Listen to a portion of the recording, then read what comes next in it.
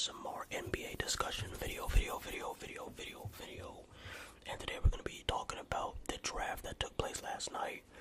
Now there might not be any superstar players from this draft like a Luka, a Wemby, or an Ant-Man, but there are some low-key sleeper picks, and there might be a couple stars that flew under the radar. But make sure you drop a like on this video, comment your thoughts on this video or the draft in general. And I'm not going to upload any Madden or 2K gameplay because we have so many discussion videos to drop. After this video, we're going to be talking about the Mikal Bridges trade to New York. And then I'm going to give you guys another video going back over that Thunder trade for Alex Caruso. Because my thoughts have changed a little bit, or my perspective rather. So we're going to be talking a lot of basketball today. Alright, but enough of the yapping. Let's start going over the draft and what happened. Alright, so the draft started off in a shocking way when Alex Sarr, who was considered widely to be the number one pick in this year's draft. I think everybody had him at number one. Well, clearly not everybody because he didn't get drafted number one, but I think the consensus was that Alex Sarr was going to be drafted by the Hawks. I'm assuming they didn't draft him because they already have centers and forwards on their roster still, like Capella. And they still have Jalen Johnson, who's a power forward, a big power forward who's athletic, not much of a perimeter scorer. So probably they didn't want to put Alec because they feel like they already have some good versatile bigs and power forwards. So they wanted some more shot creating and playmaking. And that's exactly what Zachary Rissacher brings. I think I said that name right. I hope I did. But yeah, I do like this kid's upside. He's very tall, lengthy. He has some defensive upside. He can create his own shot off the dribble. He's still working on his finishing, but he does have good touch around the rim. I like the pick. Like I said, he's very versatile. Could be a very versatile wing, kind of a point forward type of build. We're entering a time in the NBA where it's definitely normal to be 6'6" and 6'10", bringing up the ball. But I think this is like I don't want to say this is a project pick, even though it kind of is. It's definitely more of a project pick in comparison to Sarr, who's probably a little bit more NBA ready, but it can still work out for him. How tall is he? Let's check his height real quick. Alright, and it just turns out Zachary Rissacher, he is 6'9". So like I said, he is the new breed point forward, do-it-all wing, can bring up the ball, can play make. He has defensive potential. He can block shots. He's pretty athletic. He's not a generational athlete, but I think he'll be a very solid pick. Alright, so let's move on. Alex Sarr, not Star. He might be a star, but not right now. I feel like Alex Sarr is the most ready NBA prospect from this draft. We already know what he brings to the table. He can stretch the floor, good size, good mobility. I think he's the only pretty much guaranteed star. I think everybody expects Sarr to have the most upside in the draft. Stephon Castle, who we'll talk about a little bit later, has some great upside. Rob Dillingham, who the Timberwolves actually stole, has the same, maybe not the same upside, but he's another sleeper that could end up being like a star player, a borderline all-star player at some point. But I feel that the Washington Wizards got a steal in the draft. They didn't have to trade up to get Sarr, which is great for them. And they just lost Porzingis, who was their best big man. So now they have a future big man for the next decade and a half or so. Hopefully he stays healthy. But I think he'll fit in well with Kyle Kuzma now, Jordan Clarkson. Jordan Poole. It's kind of weird to see.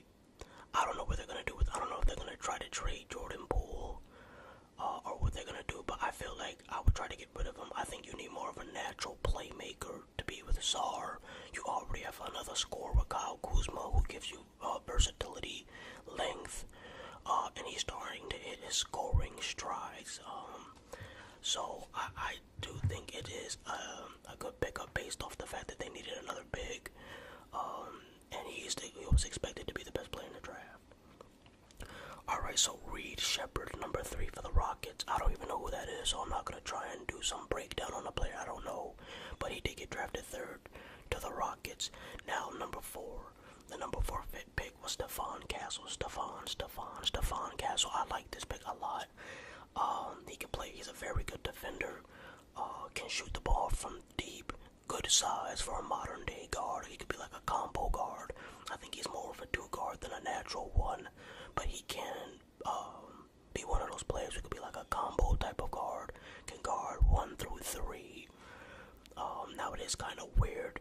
It is kind of a weird fit because I feel like the San Antonio Spurs have a lot of guards and like players who have the ball in their hands. Like they still have Sohan. I know Sohan is not a guard, but he's a point forward and he has the ball in his hands a lot. You still have Vassell, who they're probably going to put the ball in his hands more, or you would think based on how he played last season and his potential going forward.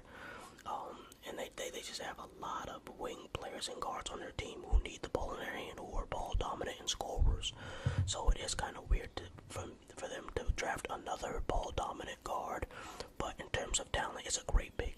I'm not saying this is a bad pick. I'm just saying that they already have a lot of players at the position, the shooting guard position, who do similar things to this guy. But he's definitely the best defensive guard in their roster, probably. So I would grade, if I had to give them a grade, I would give that a B plus or A minus. I would probably give him an A minus, B plus. It's gonna be a very good pick, and he could be a cornerstone for the franchise with Wemby and Vassell. I think that's gonna be their big 3, and everybody else could be expendable or tradable. All right, let's see what else we have here. Let me go back to the screen. Okay, number 5, Ron Holland. I don't even know much about Ron Holland, but he went number 5 in the draft. Alright, and then number 6, the Hornets selected Jane Saloon. Who the hell are these people? Alright, let's just talk about Rob Dillingham. Screw it. I don't know who number 6 and 7 are. The Portland Trailblazers drafted Donovan Clingan. Yeah, nobody knows who you are, kid. But yeah, let's talk about how the Spurs literally just put the Minnesota Timberwolves in the conference finals again. I know Thunder fans are tripping. I know they mad as hell. They thought they had an easy trip to the conference finals. Not after this draft, boy. The Minnesota Timberwolves are going to the conference finals. It looks like Anthony Edwards was right when he said that they'll be right back in the same position next year. Actually, I'm gonna make a bold prediction. I know this is a draft recap video, but I think we might get the SGA vs. Ant-Man conference final this year. But Rob Dillingham got drafted number 8 to the San Antonio Spurs, who would end up trading him to the Minnesota Timberwolves for a bunch, I think like 4 first rounders, like a few first rounders, but none of the first rounders are until like 2030. So I don't know if the Spurs are trying to draft Deuce Tatum. I don't know if they're going after Cannon Curry. I don't know who they're trying to. I don't know if they're trying to get Zaire Wade or somebody. Or I don't know what they're doing. But thank you, thank you for giving us probably the best ISO scorer in the draft and the player who has the best shot creation ability in the draft to the Minnesota Timberwolves for a bunch of nothing. Now if Anthony Edwards dips, and they trade Carl something maybe in the 2030 draft, their picks will be valuable, but it's looking spooky for y'all, man. I don't know, it's like the NBA just rigged it so the Minnesota Timberwolves could just be a better team next year. I don't know why.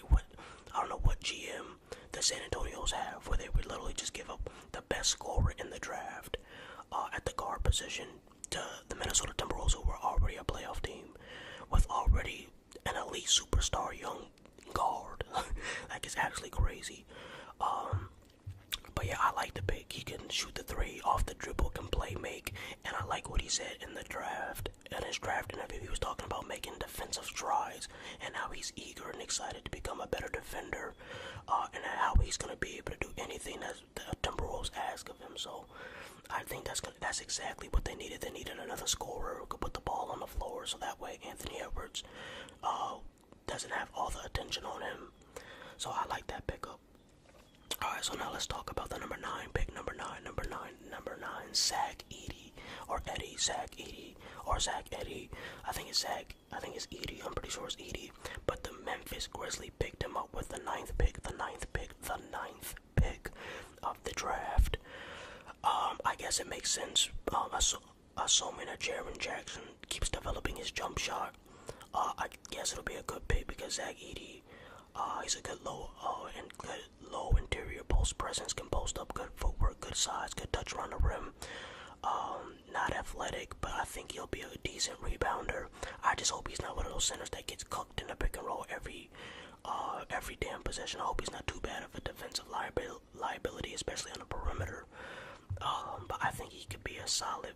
I think it's a good fit. I'm not all that hype about him as a player individually, but for what the Memphis Grizzlies already have, I think it could be a nice fit. Like I said, they already have a shot blocker with Jaren Jackson, who's also tall. He's not the best rebounder, so I think Zach Edey will help with that. But I think this is kind of like their version of Carl and Rudy Gobert, like Carl and Naz Reid type of thing. A 2 big man lineup. They're gonna need that because they're in the West, where teams are like have players like Rudy Gobert, Nikola Jokic, Alfred Sengun, Victor Wembanyama, Chet Holmgren. So the West is stacked with big men. So I think that's a great pickup considering all the bigs that they're gonna have to go through in the playoffs. So I think that's a good pickup. I would give that a B. And then to finish off the video, Cody Williams, top 10. He got drafted by the Jazz. This is Jalen Williams' brother, Jalen Williams from the OKC Thunder. The one that gets more playing time, obviously, not the other one, not the Blasian one. But yeah, I think he's good, man. Versatile, tall, good length, can shoot the ball a little bit. He'll have to work on his playmaking and putting the ball on the floor. But he has good IQ, good defensive upside. I like the pick. And that's the top 10. So I'll see you guys in the next video. Oh, and by the way, Thunder got Nikola Topic. I was hoping that the Timberwolves got him, but the Timberwolves don't need him because they just got the best steal in the draft, along with Terrence Shannon Jr., who was a steal in the draft at number 27. We'll talk more about that in the Timberwolves video. But yeah, I thought Nikola Topic was a great pickup. He's basically gonna be what Josh Giddey was, just a playmaking 6'8", versatile guy. He might have a little bit more defensive upside than Giddey too, but he's pretty much another Josh Giddey. So actually that's gonna help them a lot. That actually helps the Alex Caruso trade, because now they have more playmaking. I thought they would miss Josh Giddey because I thought they would miss his playmaking, and Shea would have to be more ball dominant and attract more defensive attention. But now that they just got another elite playmaker, I think they'll be fine, man. So I'm picking the Thunder and the Timberwolves to both make the conference finals next year. I'll see you in the next video, and I'm out. Peace. Hey.